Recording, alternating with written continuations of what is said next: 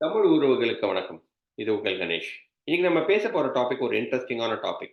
அதாவது என்ன அப்படின்னா வந்து ஏடிஎம்கேவும் சரி, பாஜகவும் சரி, பிஜேபியும் சரி, அவங்க என்ன பண்றாங்க அப்படின்னா, ஒரு ஃபார்மிடபிள் அலையன்ஸ் கிரியேட் பண்ணணும் அப்படின்ற மாரி தான் அவங்க மனசுக்குள்ள வச்சிருக்காங்க. அந்த ஃபார்மிடபிள் அலையன்ஸ் எப்படி வரும் அப்படின்னு பார்த்தோம்னா, பாட்டாளி மக்கள் கட்சி எந்த சைட்ல போறாங்க, தேமுதிக எந்த சைட்ல போறாங்க. அத வச்சு தான் நான் வந்து அவங்க ஃபார்மிடபிள் அலையன்ஸ் கட்டமைக்க முடியுமா, முடியாதா அப்படின்ற மாரி தான் இருக்கு. இப்போதைக்கு இருக்கிற நெலைமை.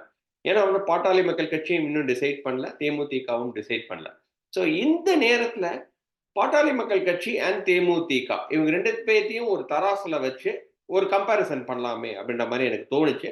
அத நாங்க இன்னைக்கு டிஸ்கஸும் பண்ணோம். ஒரு ஆர்குமென்ட்டும் வந்துச்சு. ஸோ அத ஒரு பதிவா போடலாம். அது வந்து மக்களுக்கு கொண்டு போய் சேர்க்கலாம் அப்படின்ற மாரி நெனச்சதுனால தான் இந்த பதிவு. ஸோ அ அத வந்து ஒரு 3, 4 பாயிண்ட்டா வந்து நான் வந்து பேசப் போறேன். முதல் பாயிண்ட் என்ன அப்படின்னா வந்து பாட்டாளி மக்கள் கட்சி எடுத்துக்கலாமே. பாட்டாளி மக்கள் கட்சியோட ஸ்ட்ரெங்த் எங்க இருக்கு அப்படின்னு நம்ம வந்து பார்த்தோம்னா, அவங்க வந்து வட தமிழகம் அப்படின்ற மாரி நம்ம சொல்றோம் இல்லையா? அ வட மாநிலங்கள் மாவட்டங்கள் சாரி வட மாவட்டங்கள். அ அங்க தான் வந்து பாட்டாளி மக்கள் கட்சியோட ஸ்ட்ரெங்த்தே இருக்கு.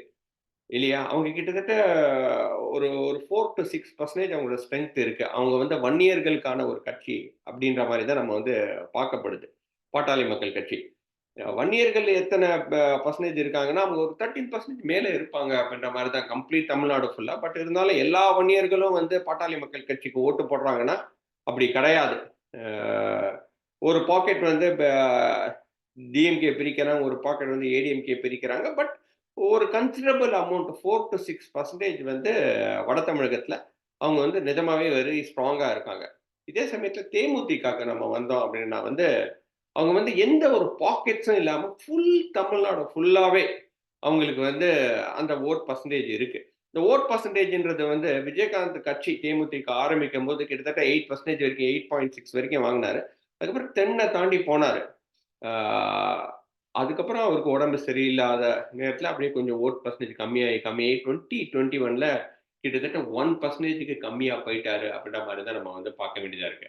அன்பார்ச்சுனேட்லி அது வந்து விஜயகாந்தோட உடல்நலை சரியில்லாம இருக்கும்போது, நம்ம பிரேமலதா அவர்களும் ஒரு தப்பான டிசிஷன்ஸ் நெறைய தப்பான டிசிஷன்ஸ்லாம் எடுத்தாங்க. ஸோ அதனால வந்து வோட் பெர்சன்டேஜ் வந்து ரொம்ப கம்மியாயிடுச்சு. 1% 0.6 அப்படின்ற மாரி தான் 2021 எலக்ஷன்ஸ்ல இருந்துச்சு. பட் இப்போதைக்கு என்ன அப்டின்னா வந்து, விஜயகாந்த் மறைவுக்கு அப்புறம், அந்த அனுதாபாலைன்னு சொல்றோம் இல்லையா? அந்த அனுதாபாலை கொஞ்சம் ஜாஸ்தி ஆகி, இப்போ வந்து வோட் பெர்சன்டேஜ் திருப்பியும் வந்து ஒரு ஒரு படி 10% வரைக்கும் இல்லனாலும், ஒரு 4 டூ 5% வரைக்கும் வருது அப்டின்ற மாரி அனாலிசிஸ்லாம் சொல்றாங்க. நாங்களும் எங்களோட கலநிலவரங்கள் படி கிட்டத்தட்ட ஒரு 4.7% வரைக்கும் வர மாரி தான் இப்போதைக்கு தோணுது. நாங்க பண்ண அனாலிசிஸ்ல. ஸோ இதுதான் வந்து ஃபர்ஸ்ட் பாயிண்ட். 2வது பாயிண்ட் என்ன அப்டின்னா வந்து, வட தமிழகத்தில யாரு 2ண்ட் பொசிஷன் அப்டின்ற மாரி நம்ம வந்து நிச்சயமா அத வந்து டிட்டர்மைன் பண்றது பாட்டாளி மக்கள் கட்சி. அப்டின்றத வந்து நம்ம வந்து சொன்னா மிகை ஆகாது அப்டின்ற மாரி தான் வந்து சொல்லணும். ஏன்னா வந்து ராமதாஸோட இந்த சென்டர் ஆஃப் ஃபோக்கலே வந்து வட தமிழகம் தான். அதே மாரி அன்புமணி ராமதாஸும் அங்க கடுமையா உழைச்சிருக்கிறாரு. ஆ எப்பவுமே வந்து அவங்க அந்த இடத்துல ரொம்ப ஸ்ட்ராங்கா இருக்கிறாங்க. இப்ப வந்து ஒருவேள ஆ பிஜேபி அண்ட் பாட்டாளி மக்கள் கட்சி அங்க ஜாயின் ஆகுறாங்க அப்படின்ற பட்சத்துல, நம்ம வந்து பார்த்தோம். ஆ என்ன அப்படின்னா வந்து, அவங்க 2ண்ட் பொசிஷன் வட தமிழகத்துல நெறைய ஒரு 2, 3 கான்ஸ்டிடியூஷன்ல 2ண்ட் பொசிஷன் வரதுக்கு நெறைய சான்சஸ் இருக்கு. மேபி சம்டைம்ஸ் 1 கூட வரலாம் அப்படின்ற மாரியும் நம்ம வந்து பார்க்க வேண்டியதா இருக்கு. இல்லையா? ஆ நம்ம வந்து 2021 எலக்ஷன்ஸ்லயே பார்த்தோம். அந்த வன்னியர்ஸ் ஓட்டுனால தான் வந்து நம்ம கம்ப்ளீட்டா அந்த வட தமிழகம், அந்த சைட்ல வந்து சேலம் வரைக்கும் நீங்க வந்து பார்த்தீங்க அப்படின்னா வந்து, நம்ம எடப்பாடி பழனிசாமி ஜெயிச்சதுக்கு மிகப்பெரிய காரணம். ஜெயிச்சதுன்னா ஒரு 70 சீட்டு வாங்குறதுக்கு மிகப்பெரிய காரணமே வந்து பாட்டாளி மக்கள் கட்சி அப்படின்ற மாரியே நம்ம வந்து பேசப்பட்டது. பட் என்ன ஒரு ஒரு டிஃபரன்ஸ் அப்டின்னா, பாட்டாளி மக்கள் கட்சியோட ஓட்டெல்லாம் ஏடிஎம்கேக்கு போகுது. ஆனா ஏடிஎம்கேவோட ஓட்டெல்லாம் பாட்டாளி மக்கள் கட்சிக்கு வரமாட்டேங்குதுன்ற ஒரு குற்றச்சாட்டும் இருக்கிறது. ஓகேங்களா? இது 2வது பாயிண்ட். ஆனா தேமுதிக வந்து யாரையாவது ஒருத்தங்கள 2ண்ட் பொசிஷனுக்கு கூட்டு வர முடியுமான்னா, அது ஒரு சந்தேகமான ஒரு கூட்டு தான். ஏன்னா, அவங்களுக்கு பரவலா தான் ஓட்டு இருக்கு. கம்ப்ளீட்டா தமிழ்நாடு ஃபுல்லா நீங்க வந்து பார்த்தீங்க அப்படின்னா, ஒரு 4% ஓட்டு இருக்கு. ஸோ, அவங்க எப்படி ஆக்ட் பண்றாங்கன்னா, ஒரு கேட்டலிஸ்ட் ஃபோர்ஸ். ஓகேங்களா? ஒரு தமிழ்நாடு ஃபுல்லா கேட்டலிஸ்ட் ஃபோர்ஸா வந்து அவங்க ஆக்ட் பண்றாங்க. ஒரு ஒரு இடத்துல இந்த ஒரு பர்ட்டிகுலர் இடத்துல வந்து தேமுதிக ஜெயிச்சிரும்ப்பா. 100% ஜெயிச்சிரும்னா, அது எங்கேயுமே சொல்ல முடியாது. ஆனால், அ அவங்களோட ஓட்டு வந்து கம்ப்ளீட் தமிழ்நாடு ஃபுல்லா இருக்கு. கம்ப்ளீட் தமிழ்நாடுனா, அப்போ அங்க வந்து எல்லா இடத்துலயும் வந்து ஒரு ஒ அ ஒ ஒரு ஓட்டு ஜெயிக்கிறதுக்கு ஓட்டு கொஞ்சம் தான் வேணும். ஒரு 1% தான் தோக்குறாங்க அப்படின்னா, தேமுதிக இருந்தா நீங்க நிச்சயமா ஜெயிக்கலாம். ஸோ, இது 2வது டிஃபரன்ஸ். Subtle difference. 3வது தான் ரொம்ப ரொம்ப முக்கியமான ஒரு பாயிண்ட். இதுதான் வந்து நாங்க வந்து ரொம்ப இன்ஃபாக்ட் ரொம்ப ஆர்கியூவும் பண்ணது. என்ன அப்படின்னு வந்து பார்த்தீங்க அப்படின்னா, பாட்டாளி மக்கள் கட்சி ஒரு கூட்டணிக்குள்ள வராங்க அப்படின்ற மாரி நம்ம வந்து வராங்க அப்படின்னா, நீங்க மேக்ஸிமம் நான் சொல்றது பாட்டாளி மக்கள் கட்சினால 6% ஓட்டு உள்ள வருது அப்படின்னு வந்து நீங்க பார்த்தீங்க அப்படின்னா, ஒரு 2% ஆஃப் த ஓட்டு வந்து வெளியவும் போகும். அதுக்கும் நீங்க ரெடியா இருக்கணும் அப்படின்ற மாரி தான் வந்து நம்ம வந்து பார்க்க வேண்டியதா இருக்கு. ஏன் அப்படின்னு நம்ம வந்து வந்து பார்த்தீங்கன்னா, பாட்டாளி மக்கள் கட்சி உள்ள வந்தாங்க அப்படின்னா வந்து, ஆ பறையர் ஓட்டுகள், அருந்ததியர் ஓட்டுக்கள், ஆதிதிராவிடர் ஓட்டுக்கள், அதுக்கப்புறம் வந்து தேவேந்திர குல வேளாளர் ஓட்டுக்கள், அதெல்லாம் வெளிய போறதுக்கு நெறைய வாய்ப்புகள் இருக்கு. நம்ம வந்து எப்பவுமே திருமாவளவன் பேசுறத வந்து நம்ம வந்து கவனிச்சிருக்கோம். என்ன அப்டின்னா வந்து, நாங்க 2 இடத்துல இருக்க மாட்டோம். 2 அலையன்ஸ்ல இருக்க மாட்டோம். என்ன அப்டின்னா, பாஜக எங்க இருக்கோ, அந்த அலையன்ஸ்குள்ள நாங்க ஒருபோதும் வரமாட்டோம் அப்டின்ற மாரி. அதே மாரி பாட்டாளி மக்கள் கட்சி எங்க இருக்கோ, அங்கேயும் நாங்க வரமாட்டோம் அப்டின்ற மாரி தான் எப்பவுமே வந்து திருமாவளவன் பேசிக்கிட்டே தான் இருக்கிறார். இல்லீங்களா? ஸோ அத வந்து நம்ம வந்து ரொம்ப உன்னிப்பா கவனிக்க வேண்டிய ஒரு தருணம் இது. ஸோ பாட்டாளி மக்கள் கட்சி உள்ள வந்தாங்க. இந்த அலையன்ஸ்குள்ள இப்போ பாஜக அலையன்ஸ்குள்ள வராங்க. இல்லாட்டா ஏடிஎம்கே அலையன்ஸ்குள்ள வராங்க அப்படின்னும்போது, உள்ள வந்தாங்க அப்படின்னா வந்து, இந்த ஓட்டுக்களும் வெளிய போகும். ஸோ இத வந்து ரொம்ப கேர்ஃபுல்லா வந்து ஏடிஎம்கேவா இருந்தாலும் சரி, இது பிஜேபியா இருந்தாலும் சரி, ரொம்ப கரெக்ட்டா அத துல்லியமா தான் அவங்க வந்து எடுத்துக்கிட்டு தான் அ பாட்டாளி மக்கள் கட்சிய உள்ள சேர்க்கிறதா, வேணாமான்றத வந்து அவங்க டிசைட் பண்ணணும். அது ஸ்ட்ராட்டஜி என்னவா வேணா இருக்கலாம். நான் அந்த ஸ்ட்ராட்டஜி இப்படி தான் எடுங்க, அப்படி தான் எடுங்கன்னு நான் சொல்லல. நான் ஸ்ட்ராட்டஜிஸ்ட் கிடையாது. அவங்களுக்கு ஸ்ட்ராட்டஜிஸ்ட் கிடையாது. இல்லையா? ஸோ எ ஒ எனக்கு தெரிஞ்ச இன்ஃபர்மேஷன நான் சொல்றேன். உள்ள வந்தாங்கன்னா, சில ஓட்டுக்கள் வெளிய போகும். அதுக்கு ரெடியா அப்படின்ற மாரியும் ஆ பாஜகவா இருந்தாலும் சரி, ஏடிஎம்கே இருந்தாலும் சரி, அதுக்கு நம்ம வந்து ரெடியா இருக்கணும். அப்படி இல்ல, ஓட்டு வெளிய போகக்கூடாதுன்னா, அதுக்கு நீங்க என்ன பண்ணணும் அப்படின்றதையும் நீங்க வந்து யோசிக்கணும். அப்படின்றது தான் வந்து ரொம்ப முக்கியமான ஒரு பாயிண்ட். ஓகேங்களா? இதே சைட்ல இந்த சைட்ல நீங்க வந்தீங்க அப்படின்னா, தேமுதிக சைட்ல வந்து ஆ தேமுதிக உள்ள வரதுனால வந்து ஏதாவது ஓட்டு வெளிய போகுதா அப்படின்னு பார்த்தீங்கன்னா, நிச்சயமா கிடையாது. ஓகேங்களா? அவங்களுக்கு நெகட்டிவ் ஓட்ஸே கிடையாது. ஸோ தேமுதிக உள்ள வரதுனால, அவங்களோட வோட் பெர்சன்டேஜ் 0.6 இருக்கலாம், 1 இருக்கலாம், 4 இருக்கலாம், 5 இருக்கலாம், 8 இருக்கலாம், 10 இருக்கலாம். அது எல்லாமே உள்ள வருதுன்றது வந்து உங்களுக்கு ஒரு பாசிட்டிவ் தான் அது. இல்லையா? எந்த ஒரு ஓட்டும் வெளிய போகாது. இது திமுக வோட மிகப்பெரிய ஒரு அட்வான்டேஜ். ஓகேங்களா? ஸோ இது 3வது பாயிண்ட். 4வது பாயிண்ட் என்ன அப்டின்னா வந்து, அ ராமதாஸ் ஐயா இருக்கிறாரு. அன்புமணி ராமதாஸ் இருக்கிறாங்க.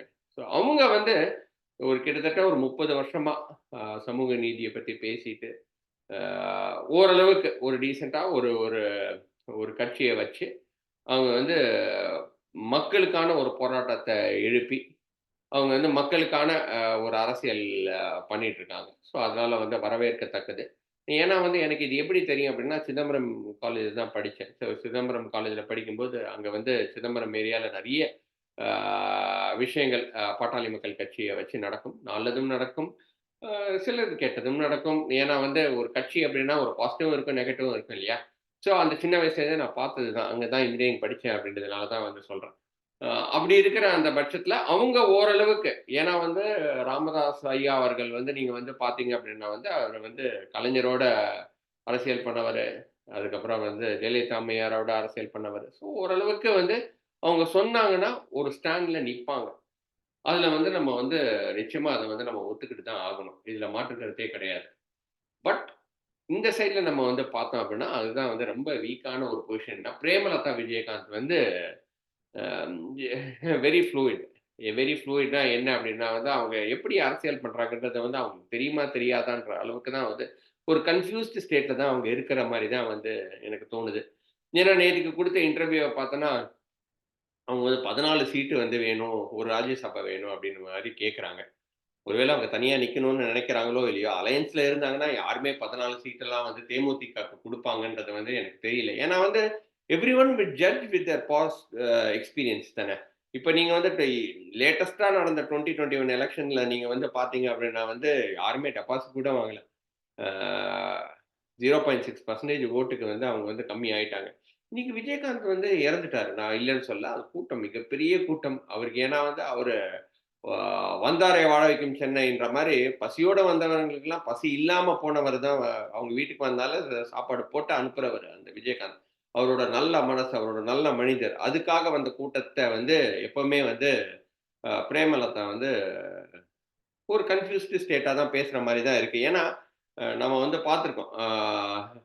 ஆம் 2016ன்னு நெனைக்கிறேன். ஆமா 2016ல வந்து இன்டர்நெட்ல வரத WhatsAppல வரத பார்த்தீங்களா? எவ்வளோ பெரிய கூட்டம். விஜயகாந்துக்கு அவ்வளோ பெரிய மக்கள் நல கூட்டணிக்கு எப்படி இருக்குது பாருங்க. அப்படின்ற மாரி, அவங்க இன்டர்நெட்லயே வாழ்ந்தவங்களோ! அப்படின்ற மாரி ஒரு ஒரு தோரணைய அவங்க வந்து குடுக்குறாங்க.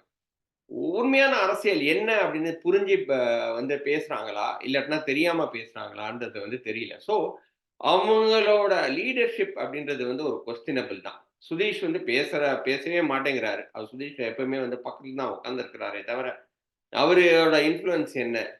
பிரேமலதா விஜயகாந்த் யார கேட்டு இந்த மாரி டிசிஷன்ஸ்லாம் பண்றாங்க? அவங்களுக்கு பின்னாடி ஒரு ஒரு ஒரு ஃபார்மிடபிள் லீடர்ஷிப் இருக்கா? ஏன்னா வந்து பிரேமலதா அப்படின்னும்போது நான் சொன்ன மாதிரி அவங்க வந்து ரொம்ப ஃப்ளூயிடா இருக்கிறாங்க. அ அவங்கள வந்து அவங்க அதான் விஜயகாந்துக்கு பின்னாடி இருந்த அவ்ளோ பெரிய ஒரு பலத்த வந்து கம்ப்ளீட்டா சதைச்சது வந்து பிரேமலதா அப்படின்ற அளவுக்குலாம் நெறைய பேர் பேசுறாங்க. அதெல்லாம் உண்மையா, பொய்யான்னு நமக்கு தெரியாது. பட் இருந்தாலும் அவங்க வெளிய வந்து இப்ப பேசம்போது கொஞ்சம் சிறுபிள்ளைத்தனமா தான் இருக்கிறது அப்படின்ற மாரி தான் நம்ம வந்து பார்க்க வேண்டியதா இருக்கு. So these are the factors இல்லையா? These are the factors. இந்த இடத்துல வந்து எப்படி டிசிஷன் எடுக்க போறாங்க? அ அதிமுகவும் சரி, அ பாஜகவும் சரி, எப்படி ஒரு டிசிஷன் எடுக்க போறாங்க அப்படின்றது வந்து ரொம்ப ஒரு கொஸ்டினபிளா தான் இருந்துச்சு. பட் நாங்க பேசின வரைக்கும் நான் சொல்றேன். நாங்க பேசின வரைக்கும், ஆ அதாவது வந்து ஒரு கூட்டணிக்குள்ள ஆ பாட்டாளி மக்கள் கட்சி வரதா, தேமுதிக உள்ள வரதா அப்படின்னு பார்த்தோன்னா, நாங்க ஃபைனலா என்ன டிசைட் பண்ணோம்னா, தேமுதிக வரது தான் வந்து நல்லது அப்படின்ற மாரி. ஏன் தேமுதிக வரது தான் நல்லது அப்படின்னா, லீடர்ஷிப் அதாவது வந்து ஃபர்ஸ்ட்டு பிரேமலதா கிட்ட இ இப்படின்னா இப்படி, இப்படிதான் அரசியல் பண்ணணும். இப்படிதான் வந்து அப்படி பண்ணணும்ன்றத வந்து பெர்ஃபெக்ட்டா சொன்னோம் அப்படின்னா, தேமுதிக வந்து விஜயகாந்த் மறைவுக்கு அப்புறம் ஒரு அனுதாப ஓட்டு இருக்கு. அவங்களுக்கு நெகட்டிவ் வோட்ஸ் கிடையாது. அவங்க ஒரு கேட்டலிஸ்ட் ஃபோர்ஸு. அவங்க உள்ள வந்தாங்க அப்படின்னா, எந்த ஓட்டும் வெளிய போகாது. உங்களுக்கு இருக்கிற ஓட்டு அப்படியே இன்டாக்ட்டா இருக்கும்.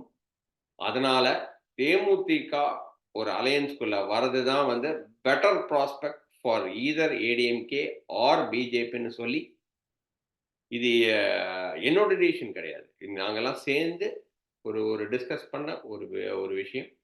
அப்படின்னு சொல்லி வாய்ப்புக்கு நன்றி கூறி விடைபெறுகிறேன். நன்றி, வணக்கம்.